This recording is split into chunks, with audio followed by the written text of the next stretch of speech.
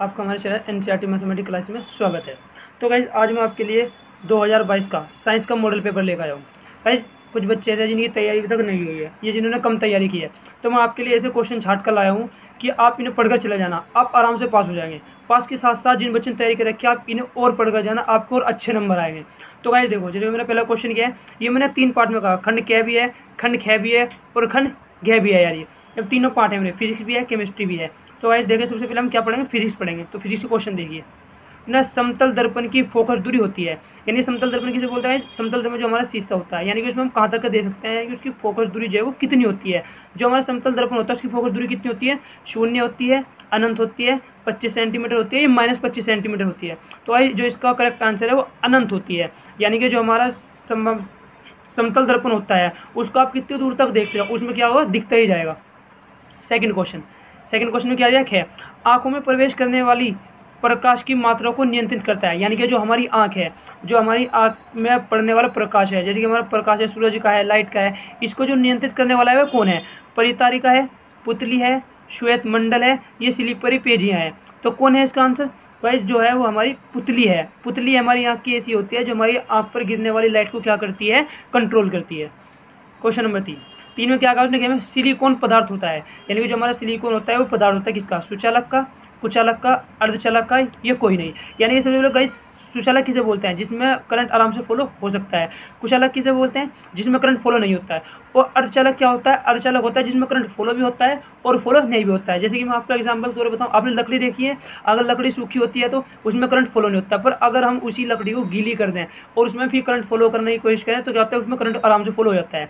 तो उसने कहा सिलिकॉन पदार्थ होता है, तो जो हमारा सिलिकॉन पदार्थ होता है वो अर्धचालक होता है, यानी कि उसमें हमारी करंट प्रवाहित हो भी सकता है और नहीं भी हो सकता है।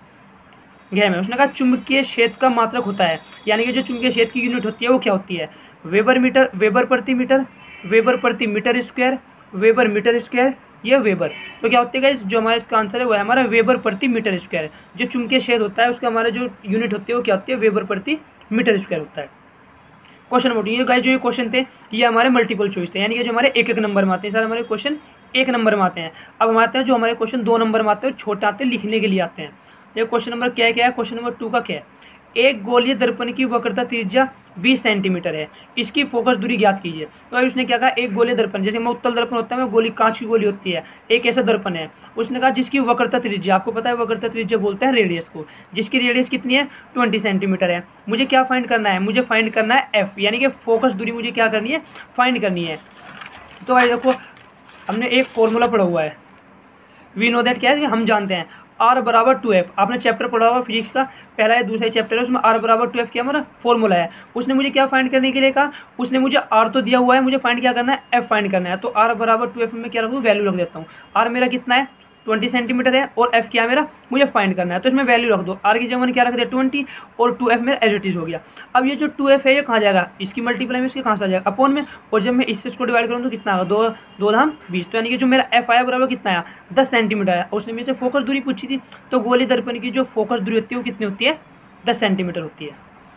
क्या क्वेश्चन देखो, क्या क्वेश्चन में क्या कहा उसने? मानव नेत्र की सामान्य दृष्टि के लिए दूर बिंदु तथा निकट बिंदु नेत्र से कितनी दूरी पर होता है।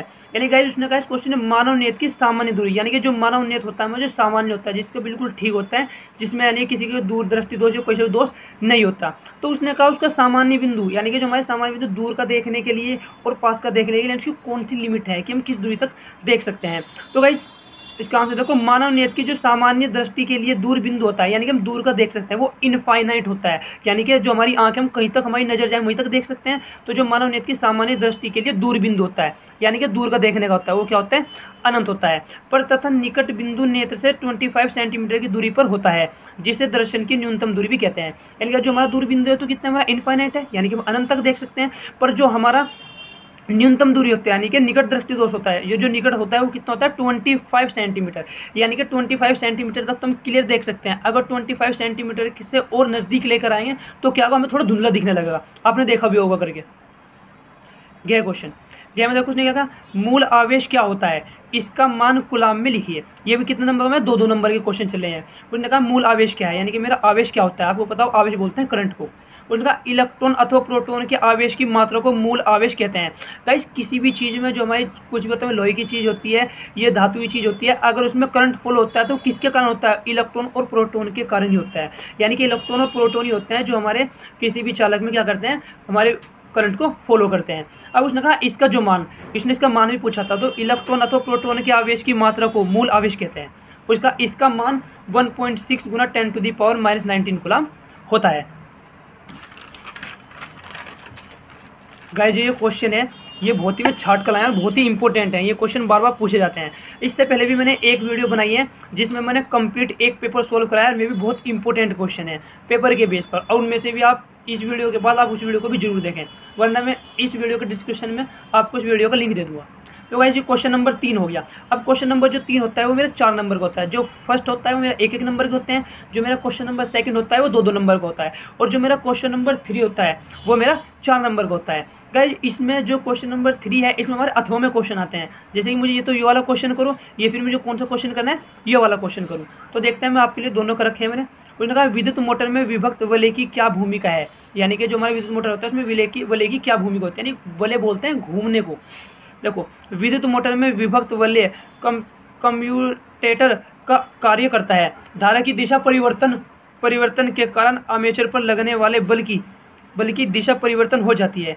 इस प्रकार कुंडली पर लगने वाला घूर्णी बल कुंडली में घूर्णन उत्पन्न करता है।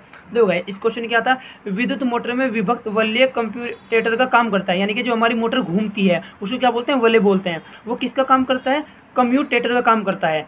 कम्यूटेटर क्या करता है, कार्य करता है। धारा की दिशा परिवर्तन के कारण आर्मेचर पर लगने वाले बल की दिशा भी परिवर्तन हो जाती है, यानी कि जब हमारा घूमता है और जब हमारा करंट फॉलो होता है तो जो हमारा उसमें अंदर घूमता है उस पर लगने वाला बल की दिशा क्या हो जाती है, परिवर्तित हो जाती है। जब भी तो घूमने लगता है उसके एक जगह तो क्या होता है, स्थिर होता है, और जैसे उसमें करंट फॉलो होता है तो क्या होता है, घूमने लगता है, उसकी दिशा क्या होती है, बदल जाती है। इस प्रकार कुंडली पर लगने वाला घूर्णी बल कुंडली में घूर्णन उत्पन्न करता है। घूर्णन का मतलब करता है उसे घूमने के लिए मजबूर करता है, यानी क्या होता है, जो घूमने के लिए एक्साइटेड करता है। देखो गाइस ये तो ये वाला क्वेश्चन करो, फिर क्या हमारा अथवा, ये फिर हम कौन सा क्वेश्चन करें, ये वाला क्वेश्चन करो। देखो इस क्वेश्चन में क्या कहा उसने, उस समतल दर्पण की फोकस दूरी ज्ञात कीजिए जिसकी वक्रता त्रिज्या 32 सेंटीमीटर है।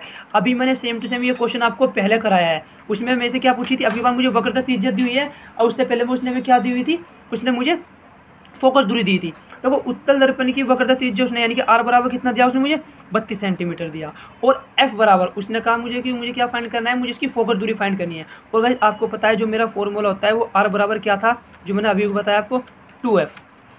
ये फॉर्मूला मैंने आपको बताया आर बराबर 2f। अब की बार मुझे आर दिया हुआ है तो मुझे क्या फाइंड करना है, एफ फाइंड करना है। तो मैंने क्या करा, जो मेरा ये 2 था इसको अपोन में लिया है, क्योंकि मैं जिसका मान फाइंड करना होता है उसे अकेला रखते हैं।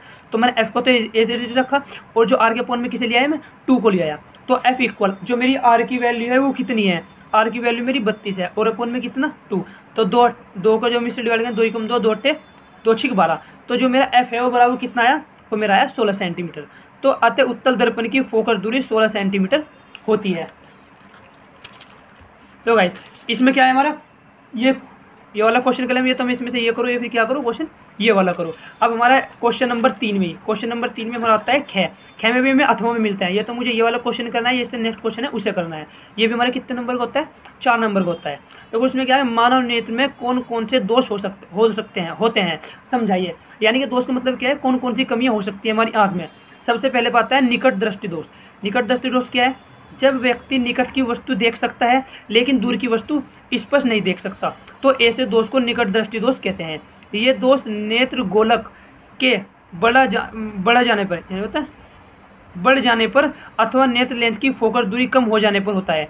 इस दोष के कारण किसी वस्तु का प्रतिबिंब रेटिना के पूर्व बनता है, पूर्व मतलब पहले बनता है, जिससे अवतल लेंस का प्रयोग करके दूर किया जा सकता है। यानी कि जो निकट दृष्टि दोष होता है, जब उस व्यक्ति को निकट की वस्तु तो देख सकता है पर दूर की वस्तु क्या होती है उसे सही तरह से दिखाई नहीं देती, ऐसे दोष को निकट दृष्टि दोष कहते हैं। ये दोष नेत्र गोलक के बढ़ जाने पर होता है, यानी कि जो हमारे नेत्र होता है उसको गोलक होता है, जब वो बढ़ जाता है तो हमें क्या होता है, हमारे ये दोष उत्पन्न हो जाता है। अथवा नेत्र लेंस की फोकस दूरी कम हो जाती है, यानी कि जो हमारे आँख की फोकस दूरी होती है देखने की, वो क्या हो जाती है, कम हो जाती है। इस दोष के कारण किसी वस्तु का प्रतिबिंब रेटिना के पूर्व बनता है, यानी कि जो हमारी आँख का रेटिना होता है उससे क्या बनता है, उससे पहले बनता है। हमारी आँख का क्या होता है, ये हमारी आँख है, इसका जो रेटिना तो इससे कहाँ बनता है, इससे पहले बनने लगता है। इससे जिससे अवतल लेंस को, यानी कि जो हमारा दोष होता है इसे किससे, अवतल लेंस के द्वारा प्रयोग करके हम इसे क्या कर सकते हैं, सोल्व कर सकते हैं। तो भाई दूसरा क्वेश्चन हमारा दूरदृष्टि दोष। निकट दृष्टि दोष क्या था, दूरदृष्टि दोष देखेंगे। दूरदृष्टि दोष क्या है, जब व्यक्ति दूर की वस्तु तो देख सकता है लेकिन निकट की वस्तु इस पर नहीं देख सकता, तो ऐसे दोष को क्या कहते हैं, दूरदृष्टि दोष कहते हैं। यानी कि जब आंख में होता है, जब आदमी को दूर की वस्तु तो साफ दिखाई देती है पर क्या होती है, पास की वस्तु जो होती है साफ नहीं दिखाई देती, उसको क्या बोलते हैं, दूरदृष्टि दोष कहते हैं। इस दोष में नेत्र गोलक का छोटा हो जाने पर अथवा नेत्र लेंस की फोकस दूरी बढ़ जाने पर, उसमें क्या था, जो हमारा नेत्र गोलक था वो क्या होता है, बढ़ जाता था, और जो हमारे नेत्र की फोकस दूरी थी वो कम हो जाती थी। इसमें क्या है, जो हमारे नेत्र गोलक का आकार तो छोटा हो जाए और जो फोकस दूरी क्या है, बढ़ जाए पर होता है। यानी कि जब फोकस दूरी बढ़ जाती है तो हमारे क्या होता है, ये दोष उत्पन्न होता है। इसे उत्तल लेंस का प्रयोग करके दूर किया जा सकता है। इसमें कौन रहता है, बच्चे कंफ्यूज रहते हैं, याद रखना इसमें तो अवतल लेंस होता है और इसमें कौन सा लेंस होता है, इसमें होता है मेरा उत्तल लेंस होता है। एक होता है हमारा जरा दृष्टि दोष, या आपने पहली बार ही सुना होगा, पर होता है हमारा जरा दृष्टि दोष भी, और ये पूछा भी जाता है क्वेश्चन में। ये जो क्वेश्चन है ना बहुत ही इंपॉर्टेंट है, ये मोस्ट इंपॉर्टेंट है, ये क्वेश्चन में पेपर में पूछा भी जाता है और कितनी बार पूछा भी गया है। जरा दृष्टि दोष, जरा दृष्टि दोष किसे कहते हैं, जब व्यक्ति निकट एवं दूर दोनों की वस्तु को स्पष्ट नहीं देख पाता है तो वह जरा दृष्टि दोष कहलाता है। देखो गाइस, आपने कुछ लोगों का चश्मा होता है, उसमें दोनों टाइप का होता है, पास का भी होता है दूर का भी होता है, तो उन्हें कौन सा दोष होता है, उन्हें जरा दृष्टि दोष होता है। तो जब व्यक्ति को ना तो दूर की वस्तु इस पर दिखाई दे और ना पास की वस्तु इस पर दिखाई दे तो उसको क्या बोलते हैं, जरा दृष्टि दोष बोलते हैं। और आयु वृद्धि होने के कारण नेत्रों की समझन अक्षमता घट जाती है, यानी कि जैसे जैसे आदमी की उम्र बढ़ती जाती है तो उसकी जो देखने की क्षमता वो होती है वो क्या होती है, कम होती जाती है। इसे द्वि फोकस लेंस प्रयोग करके दूर किया जा सकता है। जो हमारा निकट दृष्टि दोष था उसका अवतल लेंस से, और जो दूर दृष्टि दोष था उसका उत्तल लेंस से, और जो जरा दृष्टि दोष होता है तो उसकी से द्वि फोकस लेंस का प्रयोग करते हैं। हम एक द्वि फोकस लेंस होता है, इसका प्रयोग करके क्या कर सकते हैं, इस दोष को दूर कर सकते हैं। तो भाई जैसे पहले क्वेश्चन थे हमारे में अथवा में थे, इसी प्रकार हमारा ये वाले क्वेश्चन भी क्या है, हमारा अथवा में है। देखो ये क्वेश्चन क्या है, ये हमारा न्यूमेरिकल है। उसने कहा 100 ओम का एक विद्युत लैंप, 50 ओम का एक विद्युत टोस्टर तथा 500 ओम का एक जल फिल्टर और 220 वोल्ट के विद्युत स्रोत से पाठ्यक्रम में संयोजित है। यानी क्या हुआ, 100 ओम का एक विद्युत लैंप, यानी कि हमारा एक लैंप है एक, और 50 ओम का एक विद्युत टोस्टर, यानी कुछ भी चीज़ होगी हमारी विद्युत टोस्टर, यानी कि जो ब्रेड तलने होता है टोस्टर वो आएगा, और तथा 500 ओम का एक जल फिल्टर, यानी कि जो हमारे जल को प्योरीफाई करने के लिए होता है वो फिल्टर किसमें है, और 220 वोल्ट के विद्युत स्रोत से लगे हुए हैं, यानी कि उससे क्या है, जुड़े हुए हैं। तो जिसे संयोजित है उस विद्युत स्त्री का प्रतिरोध क्या होगा, यानी कि विद्युत स्त्री किसे बोलते हैं, प्रेस का, जिससे हम कपड़े प्रेस करते हैं। प्रतिरोध क्या होगा, जिसे यदि समान स्रोत के साथ संयोजित कर दें तो वह उतनी ही विद्युत धारा लेती है। यानी कि अगर हम उसे भी क्या कर दें, उसके साथ मिला दें तो जितनी तीनों युक्तियां लेती हैं, ये भी ज्ञात कीजिए कि इस विद्युत स्त्री से कितनी विद्युत धारा प्रवाहित होती है। यानी कि हमें तीनों की तो पता है, इससे इतनी होती है, इससे इतनी होती है और इससे इतनी होती है। तो पूछा जो विद्युत स्त्री है यानी कि जो प्रेस है हमारी वो कितनी विद्युत धारा लेती है, तो अगर विद्युत स्त्री का तुल्य प्रतिरोध उतना ही होगा जितना 100 ओम, 50 ओम तथा 500 ओम का पाठ्यक्रम में तुल्य प्रतिरोध होगा। क्योंकि जो वे सारे क्या में लगे हैं, हमारे श्रेणी क्रम में लगे हैं, एक मेरा ऐसे लगा, दूसरा मेरे ऐसे लग रहा और तीसरे मेरे क्या लगा, ऐसे लगा। यानी कि जो मेरा करंट है, ये मेरा बॉक्स है, अगर इसमें मेरा करंट आया तो ऐसी बात है, जो करंट इस वाले में जाएगा वही करंट इस वाले में जाएगा, वही करंट क्या हो इस वाले में जाएगा। अगर मैं यहाँ प्रेस लगा दूँ तो ऐसी बात है, जो करंट इसमें गया वही करंट कहाँ जाएगा, इसमें जाएगा। तो यानी कि तुल्य प्रतिरोध क्या होगा, सेम होगा। अब आपको एक फॉर्मूला पता होगा, हमारा एक फॉर्मूला होता है, यदि तुल्य प्रतिरोध, अगर मैं प्रतिरोध निकालने हमारा समांतर क्रम में हो तो क्या होता है, 1/r बराबर क्या होता है, 1/r1 plus 1/r2 plus 1/r3 होता है। देखो r1 मेरा कितना है, 100 है, r2 कितना है मेरा 50 यानी कि 50 है, और जो r3 है मेरा वो कितना है, 500 है। तो फॉर्मूला लगा देते हैं, मैंने r1 की जगह क्या रख दिया 100, r2 की जगह 50 और r3 की जगह क्या रख दिया 500 रख दिया। तो इसको सोल्व करते हैं। देखो जब हम इसको सोल्व करेंगे तो क्या होगा, 1/r, इनका तीनों का एलसीएम कितना आ गया, 500 आ गया। तो कितना है, 5 + 10 + के 1। आपको एलसीएम सब पे लेना आता होगा, तो बहुत ही छोटी क्लास में सिखा दिया जाता है। तो जब हमने दोनों को ऐड किया तो कितना हुआ, 16/500। तो ये मेरा 1/r की वैल्यू है 16/500। अगर मैं क्या करूँ, इसको r की वैल्यू निकाल तो ये मेरा उल्टा हो गया, तो ये भी क्या हो जाएगा, मेरा उल्टा हो गया, तो 500/16।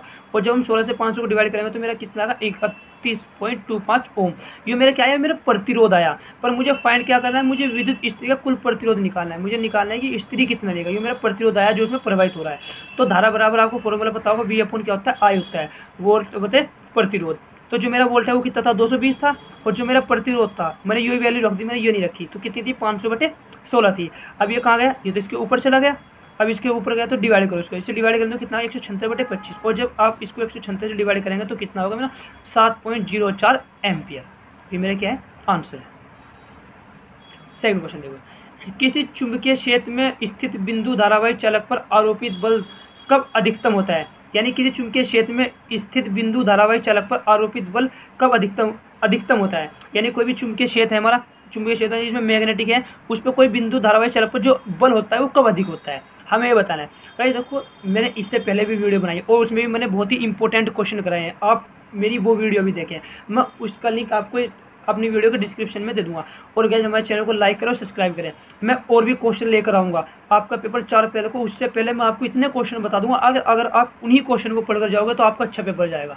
देखो गाइस, सबसे पहले क्या, जब किसी धारावाहिक चालक को चुंबकीय क्षेत्र में रखा जाता है तो उस पर कार्यरत बल के लिए निम्नलिखित होता है। यानी कि जब हम किसी धारावाहिक चला, हमारा कोई भी चला हम चुंबकीय क्षेत्र में रख देते जाते हैं तो उस पर कार्यरत बल के निम्नलिखित होते हैं।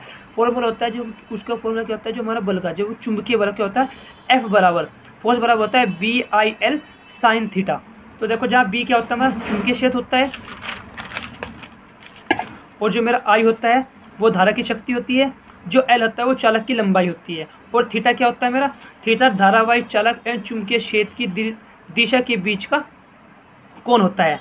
अतः एफ का मान जब थीटा बराबर 90 डिग्री हो तो अधिकतम होगा। चालक तथा चुंबकीय क्षेत्र में दोनों एक दूसरे के लंबवत होते हैं। यानी कि जैसे मेरा चुंबकीय क्षेत्र है और ये क्या है मेरा मैग्नेटिक है, तो ये लंबवत है, दोनों एक दूसरे कितने हैं 90 डिग्री है, तो चुंबकीय क्षेत्र में दोनों एक दूसरे क्या होंगे, लंबवत होंगे। और जब एंगल मेरा 90 डिग्री होगा तो जो मेरा मान है वो कितना होगा, अधिकतम होगा। तो भाई देखो, जैसे भी क्वेश्चन हमारे अथवा में थे, इसी प्रकार हमारा ये भी क्या है, सारे अथवा में है। तो ये तो मुझे ये वाला क्वेश्चन करो, मुझे कौन सा करना है, ये वाला क्वेश्चन करो। देखो इस वाले क्वेश्चन में क्या दिया हुआ है, उसने कहा 15 सेंटीमीटर फोकस दूरी के किसी उत्तल दर्पण से कोई बिंदु 10 सेंटीमीटर दूरी पर रखा है, प्रतिबिंब की स्थिति तथा प्रकृति ज्ञात कीजिए। यानी क्या, कोई 15 सेंटीमीटर फोकस दूरी के किसी उत्तल दर्पण, एक उत्तल दर्पण है जिसकी फोकस दूरी कितनी है, 15 सेंटीमीटर है, कितने 15 सेंटीमीटर, किसी उत्तल दर्पण से कोई बिंदु 10 सेंटीमीटर दूरी पर रखे। यानी कि जो ये उत्तल लेंस था इससे 10 सेंटीमीटर की दूरी पे क्या रखी थी, इससे 10 सेंटीमीटर की दूरी पे क्या रखी, एक मेरी कोई भी वस्तु रखी है, प्रतिबिंब की स्थिति तथा प्रकृति ज्ञात कीजिए। यानी कि उसका प्रतिबिंब कैसा बनेगा और उसकी प्रकृति कैसी होगी। तो देखो फोकस दूरी एफ बराबर कितना दे रखा उसमें मुझे 15 डिग्री, बिंदु की दूरी यानी कि यू बराबर कितना दे रखा, -10 यानी -10 दे रखी, और प्रतिबिंब की दूरी कितनी दे रखी उसने, वी दे रखी। अब देखो गाइस, आपको एक फॉर्मूला पता होगा, वी नो दैट, हम जानते हैं गाइस। अगर हम थोड़ी इंग्लिश लिखते हैं तो जो हमारा एग्जाम में होता है उसे भी लगता है कि हाँ बच्चा थोड़ा पढ़ा लिखा हुआ है और नॉलेज है बच्चे को। तो क्या फॉर्मूला होता है हमारा, 1/f/1/u प्लस का 1/v होता है। तो इसमें हम क्या रखना है, इसकी वैल्यू रख दो। तो मैंने वैल्यू रखी -1/u की वैल्यू कितनी थी, -10 थी, प्लस 1/v मुझे फाइंड करना है, और f की वैल्यू कितनी थी मेरी 15 थी। तो मैं इसको कहाँ ले गया, इसको तो मैंने एच डी जगह, क्योंकि मुझे जिसकी वैल्यू फाइंड करनी होती है उसे क्या करते हैं, अकेला रखते हैं। तो इसको तो मैंने यहीं पर रखा और इसको कहाँ ले गया, मैं परे ले गया। तो पर जाए कहेगा प्लस का, दोनों का एलसीएम कितना आया, 30 आ गया। दोनों को सोल्व करा तो ये कितना गया मेरा, 2 + 3 आ गया। तो कितना आया मेरा, 5/30। तो यानी कि देखो गाइस, अब 5 6 कितने होते हैं मेरे, 30 होते हैं। अब गाइस जब मुझे v की वैल्यू निकालनी है 1/v की नहीं निकालनी, तो मैंने क्या कहा, इसको अपोजिट कर दिया। तो मेरे वैल्यू कितनी आई थी, मेरी वैल्यू आई थी 1/6 आई थी, तो मैंने इसको भी क्या कर दिया, अपोजिट कर दिया। तो ये भी कितने होगी, v बराबर 6 हो गई। तो प्रतिबिंब दर्पण के पीछे 6 सेंटीमीटर की दूरी पर बनता है, प्रतिबिंब वास्तविक तथा क्या होगा, उल्टा होगा। तो गाइस ये मैंने आपको फिजिक्स का पोर्शन कराया है, और अब मैं आपको नेक्स्ट वीडियो में केमिस्ट्री का भी कराऊंगा। और गाइस ये क्वेश्चन बहुत ही ज़्यादा इंपॉर्टेंट है, आप इन्हें अपने पक्के करिए, याद करिए। और गाइस ऐसी वीडियो पाने के लिए हमारे चैनल को लाइक, सब्सक्राइब एंड शेयर जरूर करें, क्योंकि कुछ आपके भी दोस्त ऐसे होंगे जिन्होंने तैयारी नहीं करी होगी, तो उन्हें भी जिससे हेल्प मिल सके। तो हमारी वीडियो को सब्सक्राइब भी करें, चैनल को सब्सक्राइब करें और लाइक करें। Thank you.